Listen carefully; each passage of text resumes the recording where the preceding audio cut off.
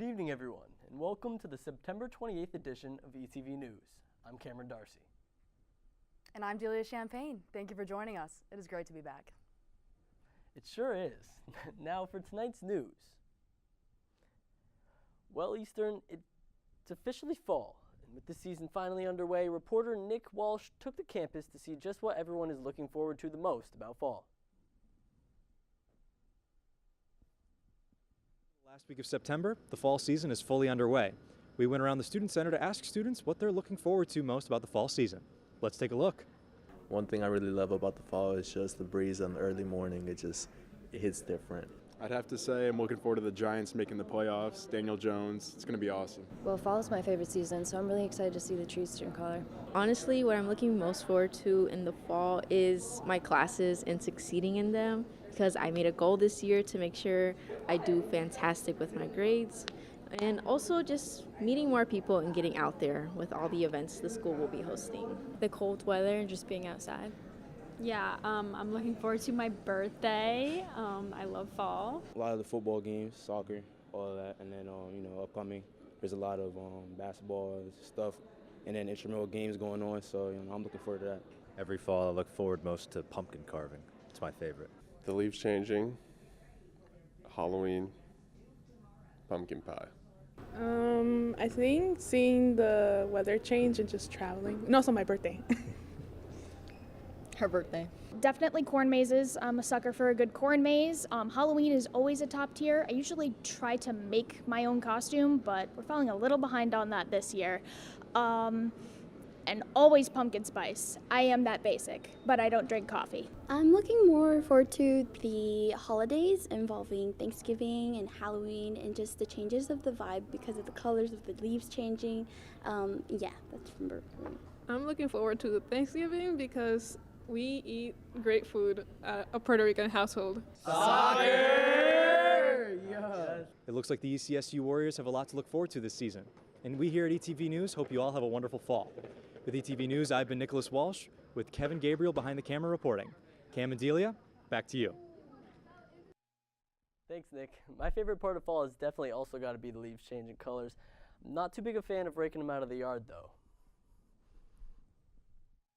Eastern's Campus Activity Board held a special event this past Sunday at Shaboose Stage in downtown Willimantic.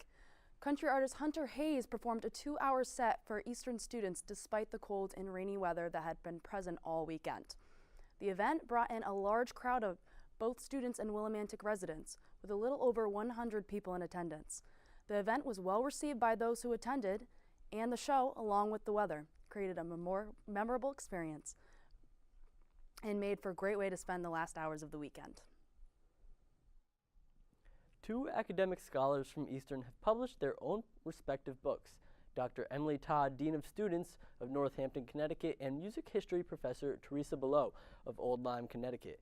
In recent months, both authors have completed 2 books, one analyzing the life and history of composer Percy Grainger, and another a collection of essays on how books have impacted numerous aspects of how we structure our society. Below's book, quote, The Life of Work and Percy Aldridge Grainger, Till Life Becomes Fire, unquote, looks at the life of one of the most revered composers. Todd's books, Teaching the History of the Book, which was co-authored by Matteo Pelago, touches on social, literary, and educational history that spans over a number of fields and topics. Both are available to purchase on Amazon and may soon be available to check out of the Eugene J. Smith Library. Here at ETV News, we love to shine a light on all of the other clubs making a difference amongst the Eastern community. This week, reporter Jason Soloy visited Film Club to get an inside scoop on what they do. Let's take a look. On ETV News, we want to showcase the Film Club. We sat down with club president Dan Gallipoli to get into more detail about the club. Film Club is all about making movies, watching movies, and anything having to do with movies. We talk about the movies that we've been watching lately, we talk about movies that are coming up, and movies that we've maybe seen in the past. Recently we started doing workshops where we talk about how to make movies, the terminology behind it, how cameras work, how lighting works. We're eventually going to get into how editing works. And also we do film festivals. Our most popular one is the 48-hour film festival, where you get a weekend and a prompt and you get to just make a movie with all of that time and with whatever you come up with. But yeah, we like to do just anything related to movies. We talked to some of the e-board members on their work in the club. My main responsibility when it comes to Film and Media Club is kind of just helping the president prepare things for the club and also kind of filling in if he's unable to attend, and mostly just kind of helping everyone where I can. I think there's also a little bit of responsibility when it comes to helping with events, although the e-board for Film Club knows each other so well that we're all we co-coordinate events, we all speak during meetings. It's one of my favorite things about the club. I'm kind of there just during meetings. A lot of the stuff I do is behind the scenes working, making sure that we have enough money to do events like our 48, and also going on club trips eventually. Hopefully we get to do that. But more so during meetings, I'm sort of there just trying to interact with the group members, trying to bounce off and banter with our e-board, and I'm just there to have a good time. So as president, I am in charge of making sure that meetings are running efficiently. I am helping make sure all of the e-board know what their responsibilities are, make sure that they know what they're doing, but I'm also making sure that I am holding the club accountable for making sure that we have everything done on time, making sure that meetings are running smoothly, like I said, making sure that everyone's having fun. I'm really just there to facilitate Film Club and also being backed up by my e-board members and all of our regular general club members. We had a chance to talk to one of the members, and we asked why they joined the club. Well, I've had an interest for film for about 5 years now. 5 years ago, I started a YouTube channel where I just started making short movies. And then I went to a performing arts high school where I majored in film. I got even more into film doing that, and now it's just kind of what I want to do when I'm done with college. So I want to be around more people who are exposed to my interests, and I want to collaborate and make films with other people. Of course, we had to ask the most important question. What was their favorite movies? My favorite movie would have to be Princess Mononoke from Studio Ghibli and Hayao Miyazaki. If I had to choose one, it would definitely be Everything Everywhere All at Once. My roommates and I watched it last year, and it hit really hard. Iron Giant by Brad Bird. It's great. Currently, it's Spider-Man Across the Spider-Verse. I think it's one of the best animated movies out right now. And plus, I've been a huge Spider-Man nerd since I was a kid. So that pretty much sums it up. Film Club meets every Wednesdays at 2 p.m. in Com 109. You can follow their Instagram at ECSU Films to get future updates on events. Guys, I'm Jason Sloy reporting for ETV News with Danny Sylvester behind the camera, and I'm going to go watch the Lorax. Back to the studio. Thanks for the first club showcase of the year, Jason. Be sure to stop by and check out the Film Club soon. Eastern residents, you want to participate in some activities taking place on campus? Well, Warrior Cup is just for you. Warrior Cup is available for all resident students, where all sorts of games are hosted over the course of the semester for each individual residence hall to compete in. This past Tuesday, it was trivia night for the Warrior Cup. The event was held in the Student Center Theater, where one big trivia game containing 50 questions was played. At the end, Ockham Hall won the entire game, leaving them reigning supreme at first place compared to all the other residence halls. There will be plenty more Warrior Cup events to come in the next few weeks, so be sure to check your Warrior Weekly email and all the flyers posted around campus. Are you looking to get more involved with ETV? Well, you're just in luck, because our sports broadcasting organization, ETV Sports, is looking for more volunteers. ETV Sports broadcasts all of our Division III home games like basketball, baseball, lacrosse, and more. By joining ETV Sports, students will get the hands-on experience of what it's like to run a professional live stream for fans to see. From controlling the main production to camera work and sideline reporting, students will have the opportunity to work many roles while working with ETV Sports. Interested in learning more about it? ETV Sports meets every week Monday night at 6 p.m. in the Com building. Or can't make the meeting? Email multa@easternct.edu. We encourage all students, no matter what major or experience, to join, and we hope that you will become a part of our team. Eastern's Women's Center is looking for female students to submit their artwork for an upcoming outdoor exhibition as part of a HerFest, a celebration of womanhood. HerFest, a part of Eastern's 6-week challenge, will take place on October 6th and will be located between the Fine Arts Instructional Center and Student Center. The submission deadline for the exhibition is September 29th. Any female artist interested in submitting their piece is encouraged to contact coordinator Kara Mahoney at mahoney@my.easternct.edu for more information. Up next, Emily Madden joins us for this week's editorial. Don't go anywhere.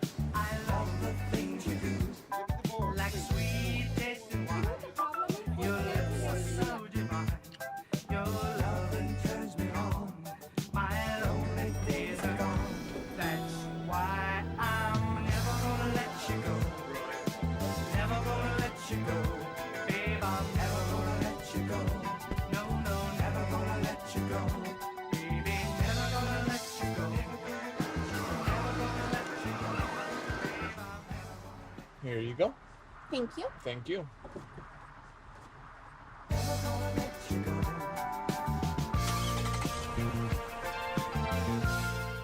I don't think that many kids in my son's school even do it. Get your head out of the cloud. Talk to your kid about vaping. Visit talkaboutvaping.org.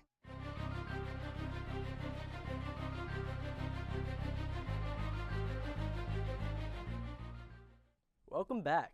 Emily Madden is in the studio to discuss the mental health resources available to students on campus. Emily, over to you. Thank you, Cameron and Delia. And hello, everyone. Welcome to ETV's first editorial of the semester. Classes are in full swing, meaning times might start to become increasingly more stressful, anxiety-producing, and call for our good old friend procrastination to make his yearly trip to our maxed out minds. In these times of mental exhaustion, it is crucial to take your mental health and well-being seriously. I want to start my spiel off with an announcement that is very near and dear to my heart. You are never alone, Eastern. BestColleges.com states, quote, in 2022, over 3/4 of college students, 77%, experienced moderate to serious psychological distress. 35% of students were diagnosed with anxiety, 27% had depression, unquote. In addition, Johns Hopkins newsletter details that around 30% of female and 25% of male student athletes experience anxiety, and only 10% of those student athletes actually seek help for a mental health concern. With that being said, it is important to acknowledge the resources we have surrounding mental health here on campus, starting with CAPS, Counseling and Psychological Services. CAPS offers a variety of services free of cost to Eastern students and even faculty, such as individual and group counseling, crisis intervention, consultations for staff, faculty, and family members, referrals to outside resources, and even campus outreach on mental health issues and student development. It is super quick and easy to get in contact with CAPS to receive help. Call the CAPS phone number to start receiving help, or you could even walk into the CAPS building and make an appointment. They are open 8:30 to 4:30 p.m. Monday through Friday, along with emergency walk-in hours, which are Monday through Friday, 1 to 3, where you can meet with an on-call counselor. Recently, CAPS has introduced special group sessions such as Empowerment 101, a workshop dedicated to receiving support with relationships and overwhelming feelings, along with the newly forming men's group, a group session where men can talk about their feelings freely in a confidential and respectful environment.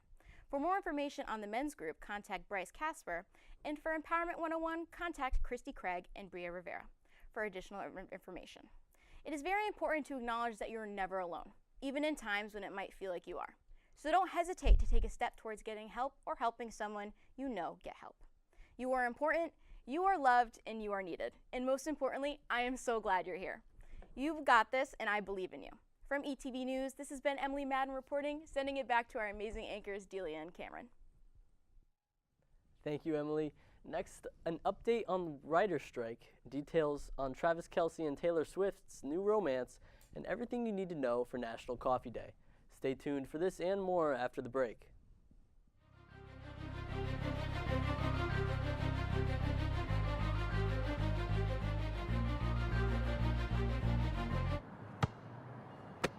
Bring it.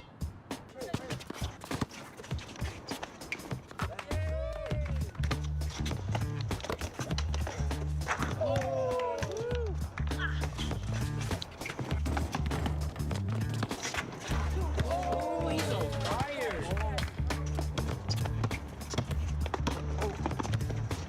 Time out, guys. I'm late to dinner. My mom's gonna kill me. Catch you guys later. Mom wants us home. Okay. Bye, guys. You guys need a ride? Sure. Yeah. All right, how about some one-on-one? I gotta go eat, man. Sorry, I'll see you later.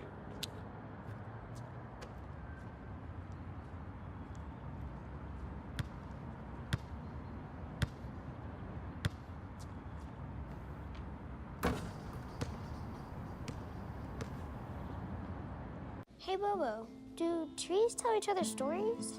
I'm sorry. I'm afraid I don't know that. Hey, why don't we go find out? Listen. Can birds draw pictures? I don't have an answer for that. Dad, do stars visit their friends? Look!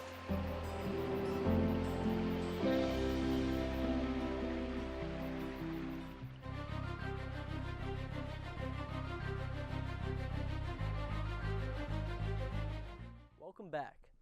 Kansas City Chiefs tight end Travis Kelce is trending after Taylor Swift was spotted sitting in his box during this past Sunday's game. The 12-time Grammy Award-winning singer was spotted by fans cheering as Kelce scored a touchdown. Swift's attendance resulted in a spike in Kelce jersey sales online. As of Sunday, Kelce was one of the top 5 selling NFL players after almost a 400% spike in sales across Fanatics websites. Kelce and Swift have been rumored to be dating, however, neither have confirmed or denied the rumors. Netflix is officially saying goodbye to its iconic use of the red envelope that was once used to mail out DVD rentals to millions of people. Before, the company was known for their largely popular online streaming service. Their original business model of mailing out DVDs is what allowed for their rise to fame. Netflix CEO Ted Sarandos wrote on the Netflix website, quote, "After an incredible 25-year run, we've decided to wind down the DVD.com later this year." Since the company launched in 1998, there have been 40 million subscribers and over 5 billion DVDs were mailed out. The DVD service will officially end this Friday. The Writers Guild Board has officially voted to authorize members to go back to work. In other words, the months-long writer's strike has ended. This unanimous vote is followed by an agreement that was reached this past Sunday between negotiations amongst the union and Hollywood studios and streaming services. The vote signified the end of the restraining order as of 12:01 a.m. Pacific Time Wednesday. This tentative agreement serves as a major turning point for the major film and TV studios in Hollywood after both the WGA and SAG-AFTRA went on strike this summer. Their new contract, set to expire in May of 2026, focuses on pay increases, better benefits, protection against the use of AI, streaming compensation, and longer employment terms. The union members may still reject the terms to this deal, but eligible members will be able to vote October 2nd through October 9th. Just weeks after the 22nd anniversary of the attack on September 11th, 2001, the New York Fire Department has released an updated number of firefighters who have died from 9/11 related illnesses. 343 lives have been lost in the aftermath, totaling the same number of firefighters who lost their lives the day of the attack. Fire Commissioner Laura Kavanaugh said, quote, "The FDNY will never forget them. This is our legacy. This is our promise." Currently, over 11,000 firefighters suffer from diseases that come from the attack on the World Trade Center, including 3,500 with cancer. 2 firefighter unions are preparing to hold a press conference this Monday in the wake of this new report. There's nothing teenagers love more than their phones, and it shows. According to a new study from Common Sense Media, teenagers receive over 200 phone notifications a day. Common Sense Media, a nonprofit dedicated to help families navigate media, reported that some teens use their phones for more than 6 hours when they're supposed to be learning. Researchers say some recognize the problems and are trying to cut back on phone usage. Some helpful tips: put your phone on Do Not Disturb while in class, avoid usage of your device before bed, and set limits on the apps you use too much throughout the course of the day.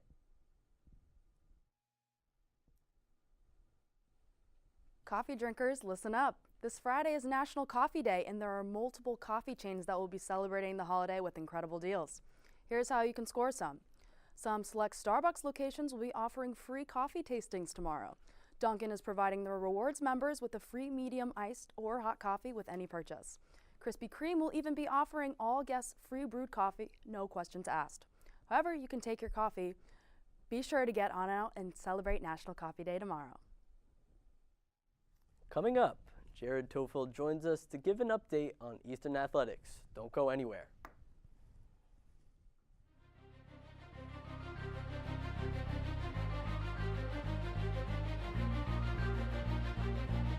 If you're buzzed and doing this to make yourself feel okay to drive, you're not okay to drive. Hi, I'm Smokey Bear, and I made an assistant to help you out, because only you can prevent wildfires. Hey, Assistant Smokey Bear. Call me Papa Bear, because I'm grilling up dinner. Do you get it? Yes, good job. So, what should I do with all these coals? Don't just toss them out. Put them in a metal container because those embers can start a wildfire. I understand. The stakes or high? Ha ha ha ha. See, Smokey thinks I'm funny. They call me Maxie, but I prefer tripod. I was your above-average four-legged homie, and then wham, bam, minivan. Some people pity me. Now that's lame. I still run, fetch, and swim. And the ladies love me. I'm the ultimate wingman. Just don't ask me to high five.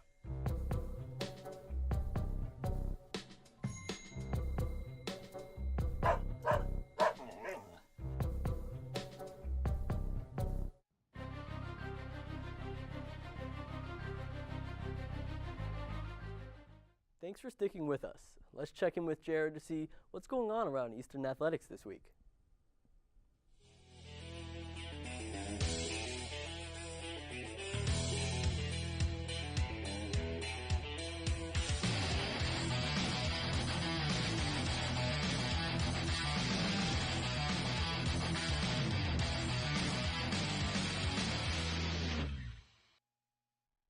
Thanks, guys. The Warriors were very busy yesterday with 4 teams playing games. It unfortunately wasn't a great day, with a few of our teams falling to their opponents.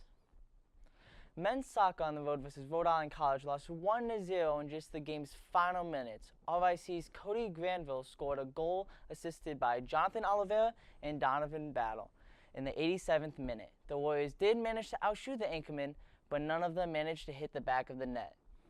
This moves the men's record to 2-4-1 as they look to bounce back versus Castleton University. On the women's side, there wasn't any luck either, as Rhode Island College took an early 2-0 lead on the backs of Marissa Ruzano and Taylor Salome. This was both their 4th goals of the year. The Warriors also managed to outshoot their opponent 15-7 and did score in the final minutes on a penalty kick by Briley Harnois. The Warriors are 3-4-1 and are hoping to fare much better in the next matchup. Field hockey also had a rough outing where they were outshot 19-1 in a 5-0 loss versus the 7-2 Roger Williams. Their record for the year is now 2-6-1, but the Warrior women are hopeful and plan on winning their next home game versus UMass Dartmouth. Women's volleyball meant all business today, though, being the lone Warrior winners, beating Rhode Island College 3-1. The Warriors took the first 2 sets, but RIC fought hard and took the third. But that was where RIC's winning ended. In the 4th set, the Warriors won 25-16, securing the win overall for the team. Brooke Proskovich and Taylor Thompson both had 16 kills on the night, with Cassie Parmelli leading the Warriors with 25 digs, a career high for her. They are now 8-4 on the year and face off against LEC rivals Keene State next. Before I head out, a lot of people don't know, but I'm actually a part of the Eastern Swim team. What's cool about this is that a little group called the Student Athlete Advisory Committee hosts events for us student athletes. And on Tuesday, they held a Warriors pep rally, which I got the chance to attend. At this event, there was food, there was games for athletes to play, and it makes you wonder, what goes into planning an event like this? Yeah, so we've been setting up for a few weeks, a few months even. I've had the help from all my SAC friends, and they've helped a lot. We got all the tables set up, and yeah, all the games ran smoothly, and it was great. You usually don't see every team together due to the busy seasons that the athletes are currently in. But at this event, every team popped out. And even some lucky athletes managed to take home some awards, such as Rookie of the Year and Athlete of the Year. Yeah, it feels great to win this trophy. I worked really hard last year, and it feels great to be recognized by the school for it. Congratulations to all the winners of the rewards handed out at that event. And good luck to every team playing this week. If you would like updates on the performance of all of our Eastern teams, you could keep up to date on all of our daily content by following our social media at EasternCT_athletics. And as always, our streams are powered by Sideline Sports and Blue Flame Technology. That is it for sports this week. I'm Jared Toffel. Guys, back to you. Thanks for the update, Jared. That wraps up tonight's edition of ETV News. Please be sure to follow us on all of our social media platforms and subscribe to our YouTube channel. From Director Hannah Lasberry, producer Kaylee Roberts, and the entire ETV News staff, thank you for watching. Once again, I'm Delia Champagne. And I'm Cameron Darcy. We'll see you next week, Eastern.